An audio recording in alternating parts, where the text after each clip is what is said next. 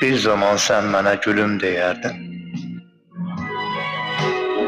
Hansı gülə meyil salıb gedirsən?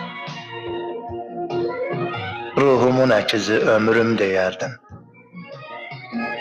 Ruhumu, ömrümü alıb gedirsən.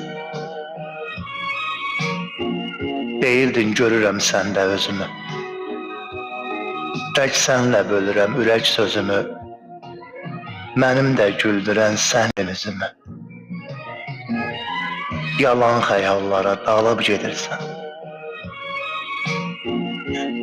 Həyatım, ürəyim, canım deyərdin. Ömrümü bəzəyən xanım deyərdin. Xoş keçir sənlə hər anım deyərdin. Nə üzlə sevgimi çalıb gedirsən. İndi güldürdüyün o gözlər ki var. Gün gələr mənim tək edər ahuzar. Arxanca yükləyib qarğışı ey yar. Qəlbimə qəm kədər sarıb gedirsən. Görmədim sözündə düzül qarını. Məhv edib öldürdün etibarını.